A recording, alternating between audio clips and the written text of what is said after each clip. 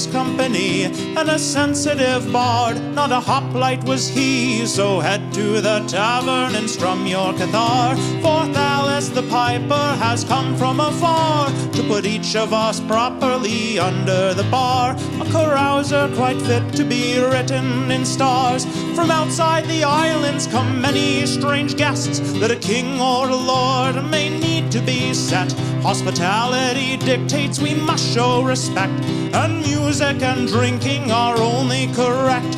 Ladies whose properties started great wars might come for a holiday, fleeing such bores, so they might need an escort free from our moors. A talented piper our court must implore, so head to the theater and bring your cathar, for Thales the piper has come from afar to put even this diplomat under the bar. A carousal, I'm sure, to be written in stars, up from the sea or in caverns below. Older than legend, lost terrors grow, up to Olympus where the sacred we know deserve at the least a good piping show. True heroes adventure like furies obsessed, never to settle, to give up and rest. Though keen enough bronze can solve many quests, for Titan's straight fighting might not be the best. So head to Olympus, we need your cathar, for Thales the piper has come from afar to put even the Titans under the bar. A carousing that fate would see written in stars. Head to Olympus, we need your cathar. Thales the piper has come from afar to put even the Titans under the bar. A carousing that fate will see written in stars.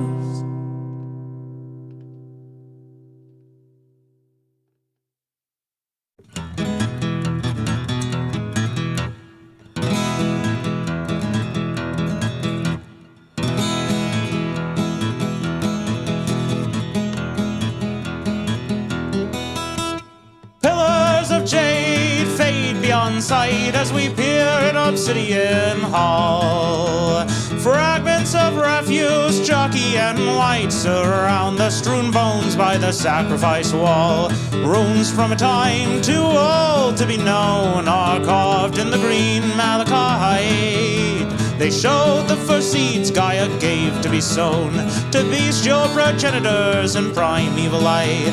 The surroundings are grave, but the wall stretches on, and it tells how the first trees took hold to flourish for aeons before that red dawn, where dark brine and ruin brought horror untold. There the script changes, jagged and raw, as if a new hand went to carve. But this syntax is strange and follows no law. After that any story is pieces and shards. Runes come to an end, the mural comes in, and the sacrifice shown in detail.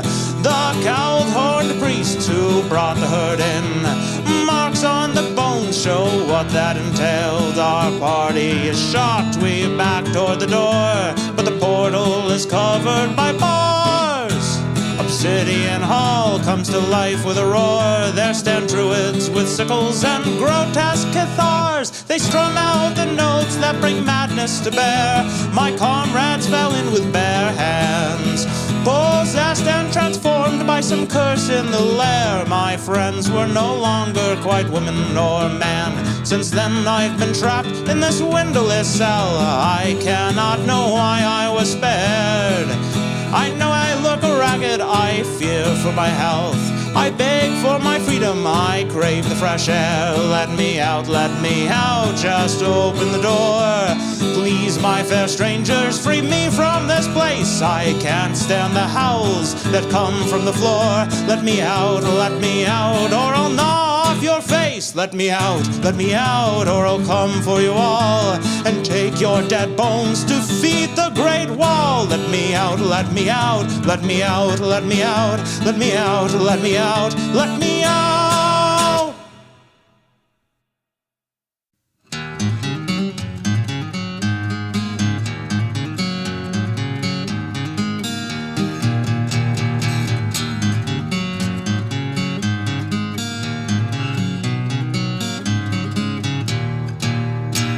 The great scaly beast stood and he faced the waters that burst from the dam. As he channeled his magic, the wall was replaced. He was blasted by cheers from town woman and man. And we gather to thank the great sky for its gifts, for this guardian solid and strong, rather than graves for our drowned goats and kids. Our warden, he rose to protect us from wrong. He roamed far and wide with a party of legend. Many were saved, but his friends had to pay. He put sorrow aside and instead tried to mend. He looked for a village who had need of his ways. Any hole could be plugged with a stout enough cork. Any dike could be mended and smoothed. He'd help mighty and rich or the impoverished short. As he knew he was needed, his ravaged heart soothed. And we gather to thank the great sky for its gifts, for this guardian solid and strong, rather than graves for our drowned goats and kids. Our warden, he rose to protect us from wrong. For he came to our village, our backwater ditch, and he saw what great misery we kept. Our bedrock would constantly roil and shift. Because of this curse, we died and we wept. In our land he found holes that couldn't be plugged, and dams that couldn't be fixed. And he knew he was needed. With a great tortile shrug, he settled, and now we can safely exist. And we gather to thank the great sky for its gifts, for this guardian solid and strong, rather than graves for our drowned goats and kids. Our warden, he rose to protect us from wrong. And we gather to thank the great sky for its gifts, for this guardian solid and strong, rather than graves for our drowned goats and kids. Our warden, he rose to protect us from wrong.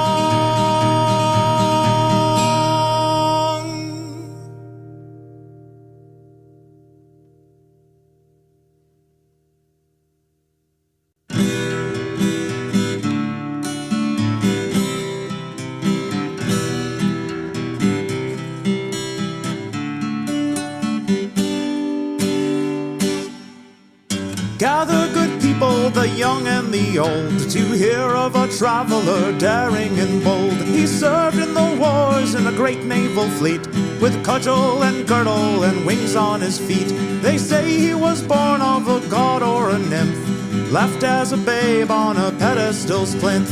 Only the blessed had such speed and such skill, and never was seen a boy with more will. Centaur and harpy cower in fear as our hero draws near. Foes ready their spears, but he runs in with haste, and they look on his face and see that his spirit is marked by the fates. If he comes by a cyclops, furious and red, who threatens to crush his bones into bread, our hero relies on the shape of his brain and attempts every parting with minimal pain. He knows in the past these giants were tricked, robbed of their flocks, blinded with sticks. He thinks for the grace of the gods stumble I, so even to monsters he's humble and kind. Centaur and harpy cower in fear as our hero draws near. Foes ready their spears, but he runs in with haste, and they look on his face and see that his spirit is marked by the fates. When the boy became man, with chest toned and broad, he crafted a plan to find goddess or god that left him alone with such spirit and need.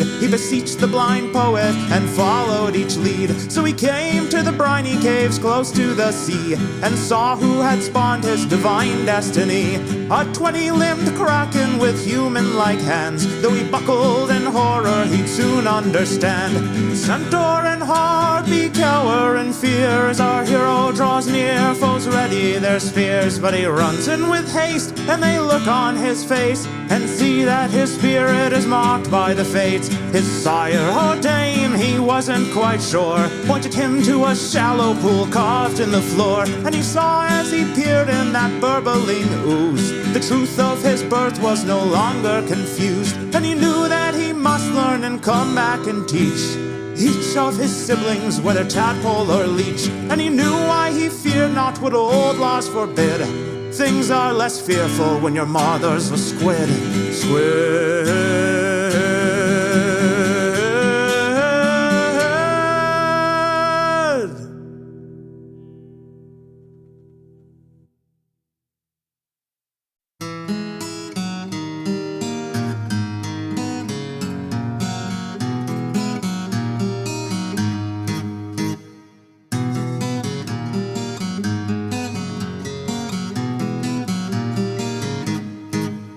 Put hope in the seals to hold us through. Have faith that the keel holds up on you. Put oar to the brine, beat the drum double time. This barge is a wreck, but it must make do. It's been barely a week since we left the safe harbor to rescue the sacrifice tied to the rock. Though we killed the sea snake, our sailcloth was raked, and the wind was too mighty to row back to dock. Put hope in the seals to hold us through. Have faith that the keel holds up on you. Put oar to the brine, beat the drum double time. This barge is a wreck, but it must make do. The strain will bring end to the rostrum and rudder if we fail to contend this murderous storm. We've got just one hope in this barrel of rope. Tie pillar to pillar, put shoulder to oar. Put hope in the seals to hold us through. Have faith that the keel holds up on you. Put oar to the brine, beat the drum double time. This barge is a wreck, but it must make do. Though close, we must pass through the crushing stones that can render our ship into planks. We have to go fast if we want to get past. Pull lookout, we need every rower in rank. Put hope in the seals to hold us through. Have faith that the keel holds up on you. Put oar to the brine, beat the drum double time. This barge is a wreck, but it must make do. Put hope in the seals to hold us through. Have faith that the keel holds up on you. Put oar to the brine, beat the drum double time. This barge is a wreck, but it must make do. Put oar to the brine, beat the drum double time. This barge is a wreck, but it must make do.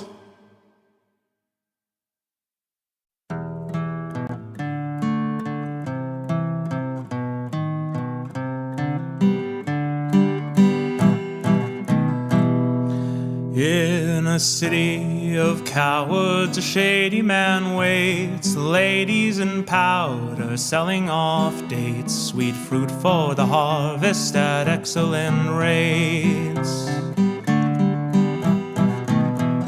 A man from the mountains looking for gold. A plan hashed by the fountain for treasures of old. Artifacts for the harvest by adventurers bold.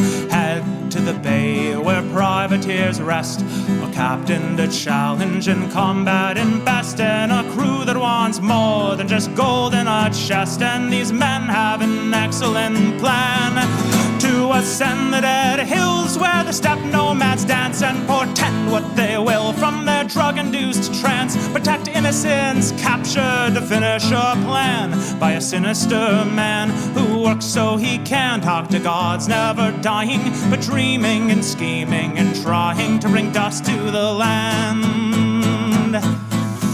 Run rugged, give all, there's lives on the line. Roads flooded, give stall, but they strive through the brine. A pursuit to the tower, arriving on time. A road madman stands, dagger in hand, but cannot withstand stand the mountainous man from the mountains who landed and ended the plans to bring old gods and chaos, turn castles to sand. They returned and commanded the gates to be sealed, renew the old deals, give the world time to heal, keep the gates locked and maintain the zeal, for a world still in shock is an excellent meal for chaos and madness, which must be repealed by trial and error and belief in the real.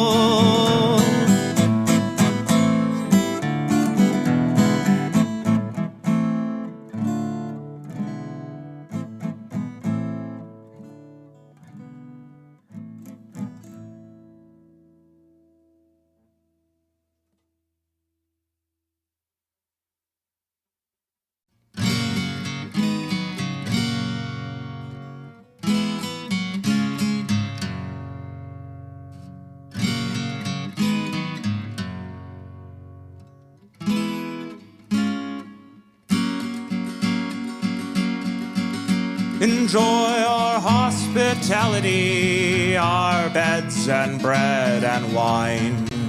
To sleep and heal our warmth, to feel and worship our divine.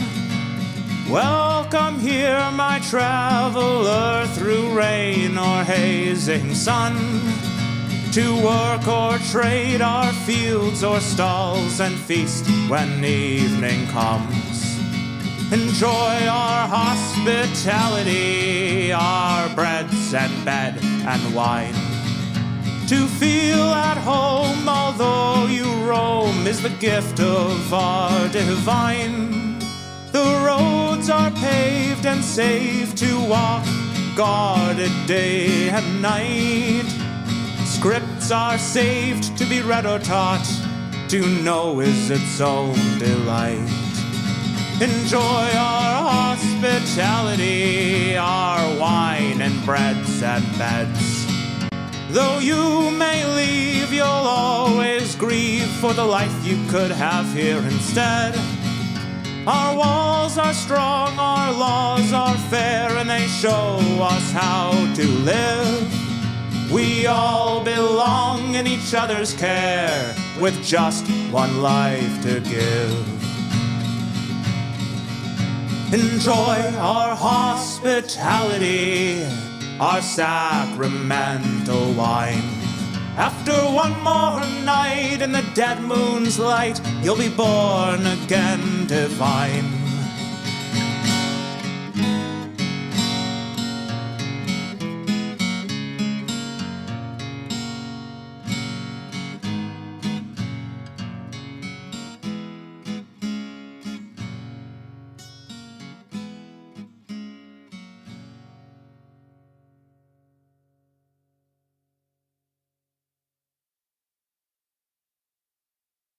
Anahita, mother of water, feeds the rivers, the brooks, and the springs. The naiads are her chosen daughters, and the sea god brings her corals and rings. Our cities were built with her blessing divine by shepherds who heard her burbling call. She showed how the heavens moved over time, and with practice we spread that knowledge to all.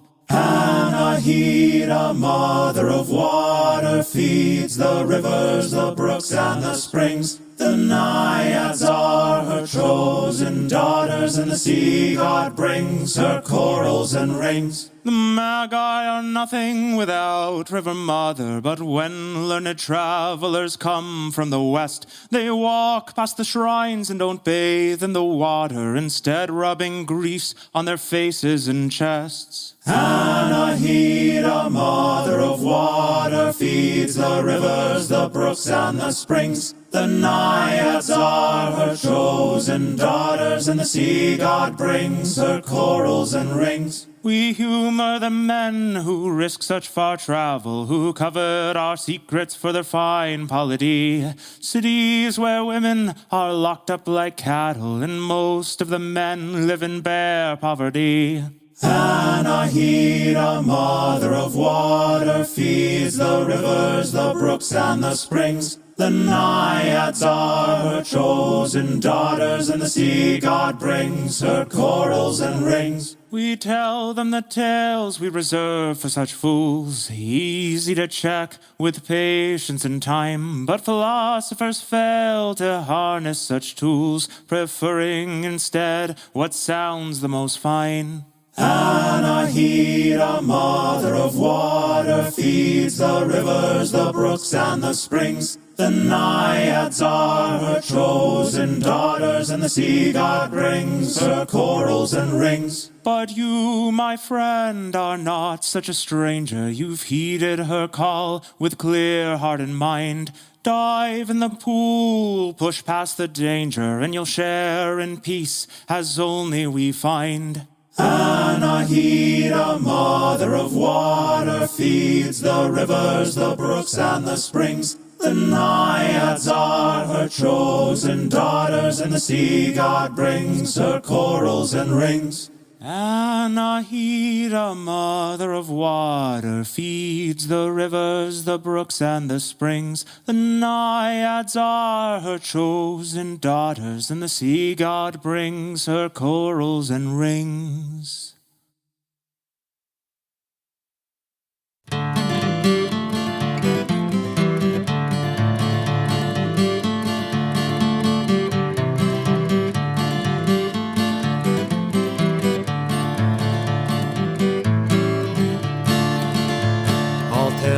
The tale of a brave and noble wanderer who fell into a place not known by men for years, a place underground, older than time or longer, growing in our terrors and our fears. He played a golden lyre, had a voice of the stars. He trekked the world by boat, moving near and far, blessed by the gods. Thousands heard his voice. The world moved when he made that fabled choice. He joined the ranks of a famous noble vessel, manned by a crew of 50 heroic men, the son of a god, men who hunted and wrestled, some of which were never seen again.